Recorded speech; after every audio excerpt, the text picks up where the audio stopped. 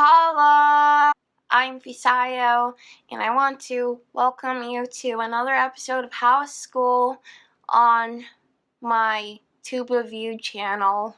Today I'm talking about something that affected me deeply, something that I wrote a poem about, and anytime I write a poem, it's serious. I am not talking about my school. I'm gonna travel to Nigeria, talk about a school in Yobe State. We have landed in Yobe State, Nigeria. We are in the town of Dapchi. We're on February 19th, 2018. 110 girls are kidnapped from school. And they wouldn't be returned until more than a month later. Not only that, 5 of them died, and 1 of them still remains in captivity because she's a Christian being held by an Islamic terrorist group. They want her to convert, but she wouldn't renounce her faith. I was outraged the day I heard. I didn't hear until the beginning of March, and I was mad. I questioned everything, and I lost faith in humanity. I questioned myself. How much do I really know about my country? Am I really burdened for my country? Can I really call it my country if I don't even live there? If I don't experience what other people experience? If I'm not involved with the issues that these people face? Because a lot of us who are first generation just enjoy the cultural aspects of our culture. I like clothes, I like music, but am I really involved with the political issues that people who are Nigerians who live in the country struggle with every day? Am I really Nigerian? I lost faith in humanity because I realized we live in a world of selfish people. I was so disgusted with everybody. I'm not even joking. I don't know why I laughed. I was so disgusted with everybody. And I was already at a point where I was changing. I was entering a different season of my life where I was in a season where I was sort of really, really self-absorbed, and I'm sort of shifting. And I was in the time of shifting to this new season where it's sort of just okay, well, life isn't just about me. And that's what I've been realizing. These are the changes I made. Before, I listened to so much Afrobeat music, non-stop, Adekunle Gold, Simi. I just liked a lot of Afrobeat music. I cut all those people. I stopped, I haven't listened to their songs since, well, that's not true. I listened to Osinachi by Humble Smith, but I even stopped listening to that song.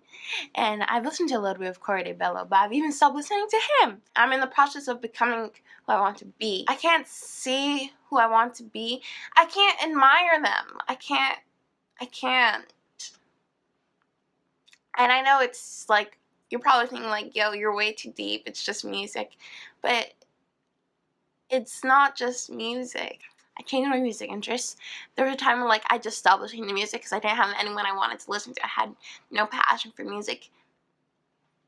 Even gospel music. I started listening to Uncle Fela Kuti. He spoke against injustice. He called leaders animals and human skin. I was like, oh no, he didn't.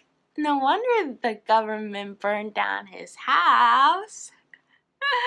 So I really admire Fela because he spoke out against what's wrong. Another person that I admire, his name is Mully. I haven't watched his movie, but I heard that Mully helped 13,000 children over his lifetime. He saved them from poverty, and he saved them from living on the street and death. He gave him life, he gave him hope, he gave him opportunity.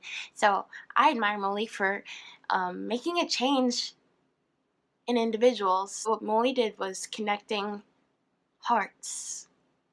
He really touched people's hearts from his own heart. Another lady, Wangari Maathai, I'm sorry if I mispronounced her name, she's Kenyan, and she stood for change in Kenya. I haven't read her memoir, so I don't know too much about her, but she was really big on the environment.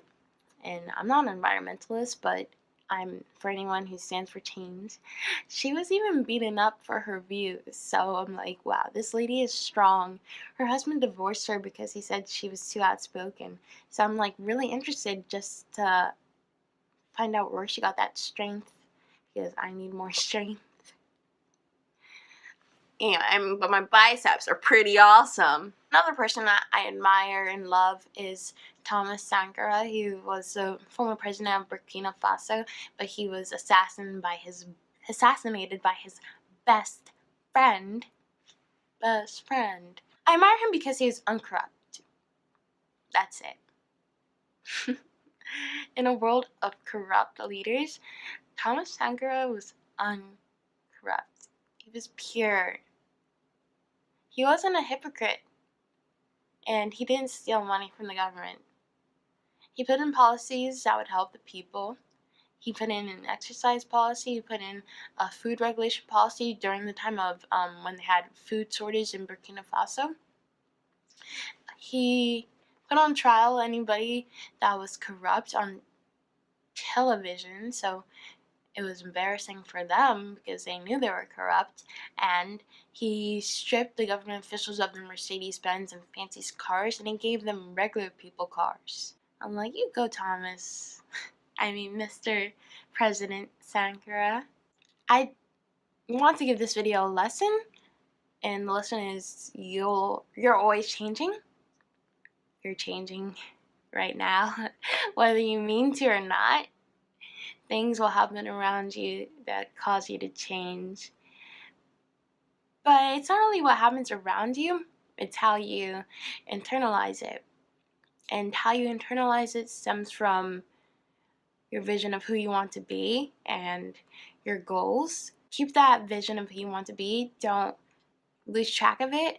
Always try to change for the better. Change towards your future. Change towards your goals. Because if you're not conscious of how you're changing, you might find yourself changing for the worse. If you made it to the end of this video, thank you so much for watching.